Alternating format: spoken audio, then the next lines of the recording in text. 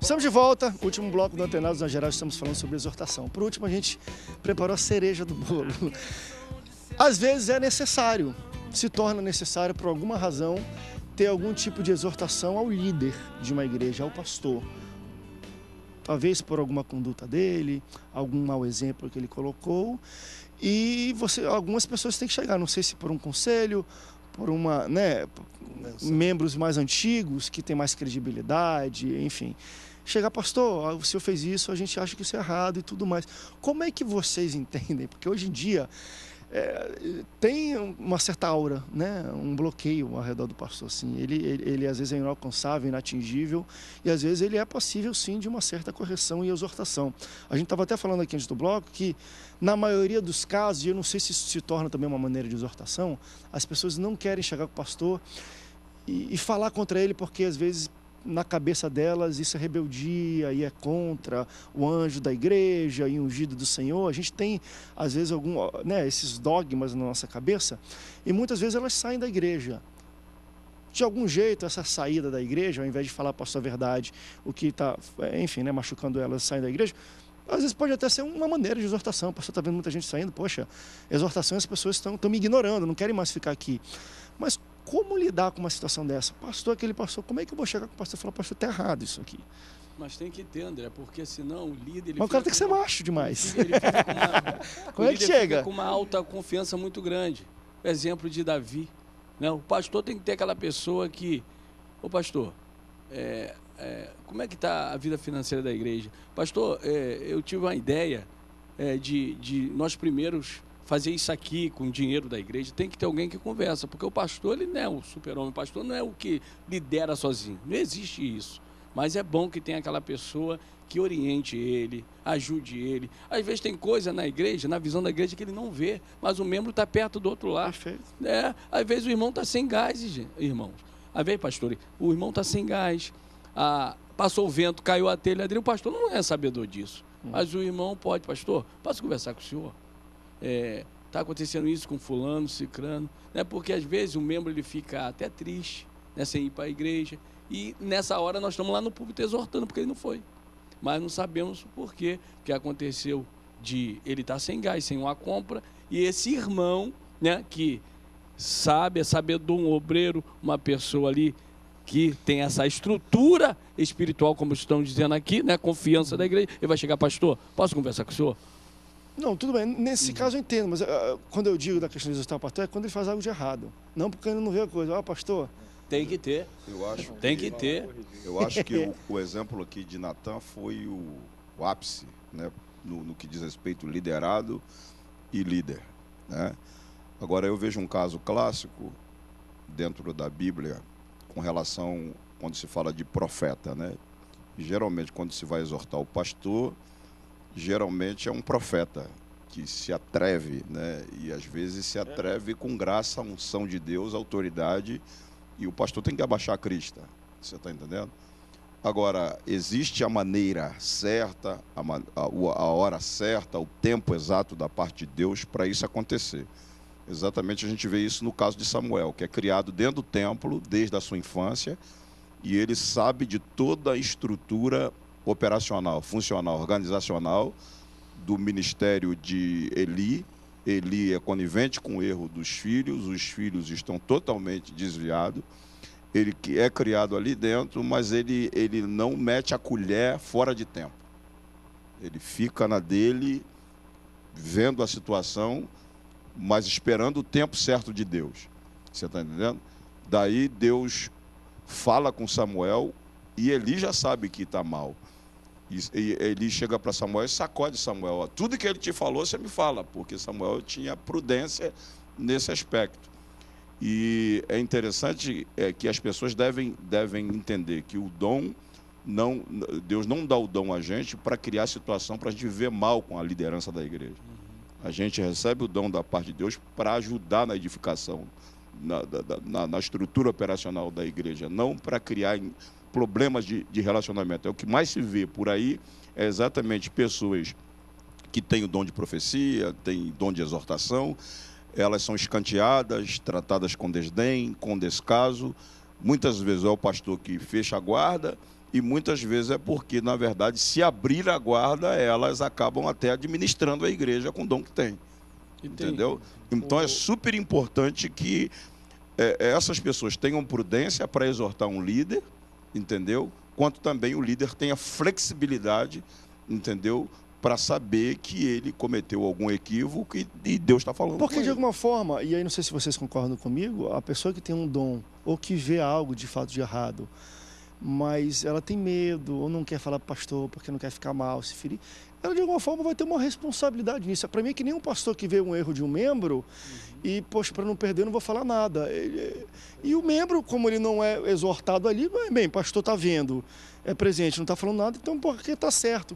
Existe uma certa responsabilidade, às vezes, porque eu fico muito triste quando, às vezes, principalmente quando eu vejo, às vezes, pastores grandes, né?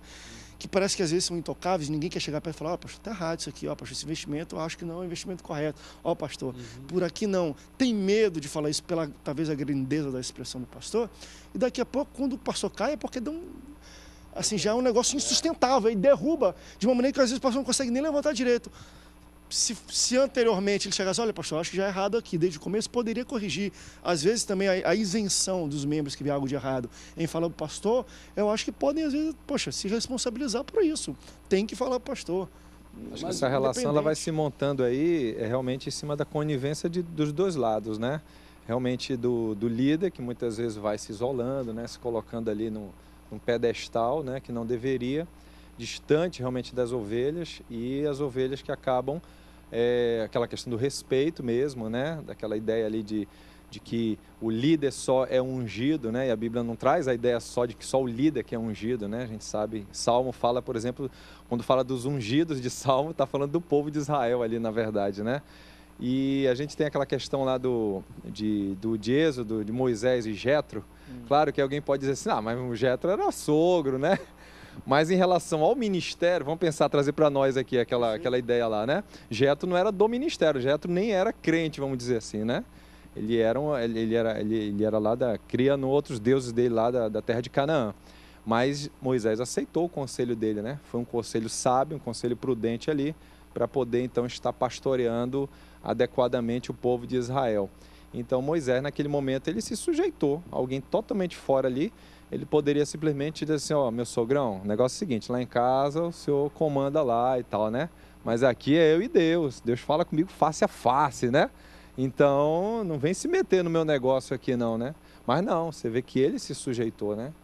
E acho que esse aceitou aquela repreensão, aquela exortação. Porque uma coisa que levanta contra a questão do líder também, que é interessante às vezes quando tem esse tipo de ligação, né? Por exemplo, tem uma pergunta aqui, eu acho muito interessante essa situação, mas o rapaz fala assim, entra na minha igreja, tem empresário, e ele emprega muitas pessoas da igreja, inclusive o pastor. Então, o pastor é um membro da igreja, não é diácono, não é nada, é um membro, mas ele dá um emprego para o pastor, e o pastor trabalha na empresa dele. Então, o que você acha dessas ligações? Elas podem comprometer o julgamento e a postura do pastor? Num momento, talvez, às vezes, que ele precisa exortar esse empresário, como é que você vai exortar o teu chefe na empresa? Como é que separa algumas situações? Realmente tem que saber separar as situações, usar a questão... Aprende a separar. Usar a questão ética, né? E o patrão, né, dele, né? Entender que ele é o líder espiritual, né? Embora ele seja o líder empresarial dele, né, do pastor. Mas eu acho que... não deve ser mole não, né? O cara cobrar do pastor dele também, olha, tá chegando atrasado. Não é mole não. Não é mole não. Tem que dar exemplo, né? Tem caso que o empresário já dá o emprego para ter o camarada na mão. Eita então Deus. Tem que ter... Cilada, pastores, cilada. Exatamente. Então eu acho que, honestamente, não é conveniente o camarada, sendo pastor da igreja, trabalhar para um membro da igreja. Eu acho que não é conveniente. Quer dizer, só em raras exceções que isso dá certo. A melhor coisa é que ele seja isento, né? Tem que saber dividir isso aí, senão... Porque né, entra naquilo, compromete às vezes o julgamento dele.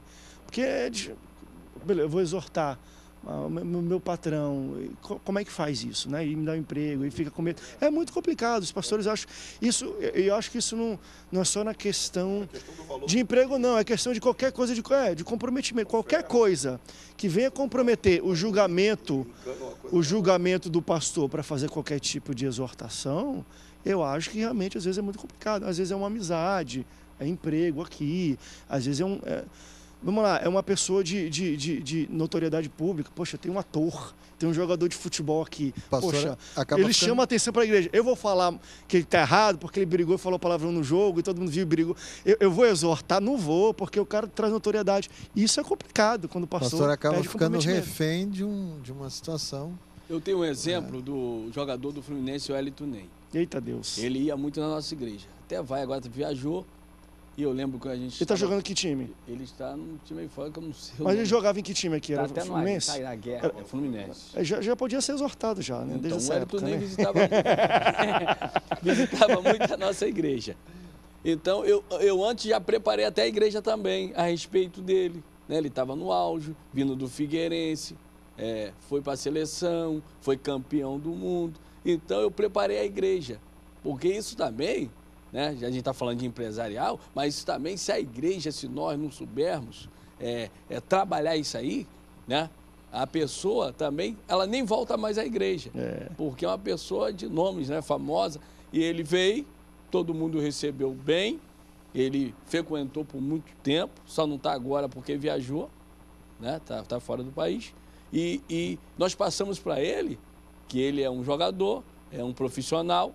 E sempre quando ele chegava lá, ele sentava, ouvia a palavra, mas ele não era o mídia da igreja do Estrela quando chegava, não. Por contrário, pedia oração lá, a irmã de oração orava ele conversava com o outro. Então o pastor ele tem que ter postura.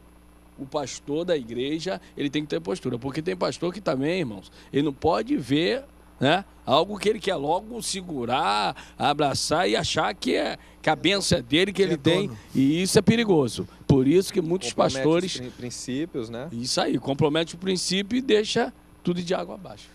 E às vezes, enfim, né? A igreja fica conhecida pelo jogador.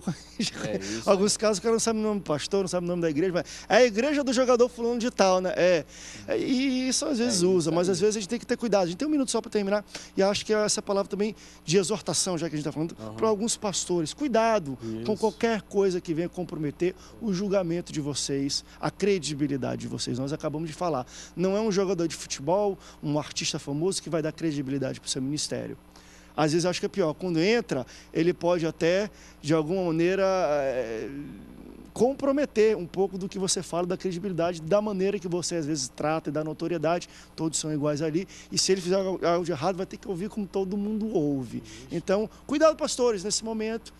Não se deixa comprometer a sua palavra, porque acho que o que um pastor tem de mais valor dentro de uma igreja, depois da fé dele, o exemplo, é a palavra dele. A gente vai na igreja para ouvir a palavra do pastor, porque a gente entende. Ele é exemplo. Jesus não poderia pregar o que ele pregou se ele não vivesse. Então, acho que o maior valor que um pastor pode ter é a sua palavra e a sua credibilidade. Ele não pode deixar isso jogar fora por causa de um jogador de futebol, por causa de um empresário que dá emprego para ele, por causa de qualquer outra coisa, tá bom? Exortei forte aqui, hein? Pastores, obrigado pela presença de vocês aqui no Antenados na Geral. Obrigado pela sua audiência. Deus te abençoe. Até o próximo programa. Tchau, tchau.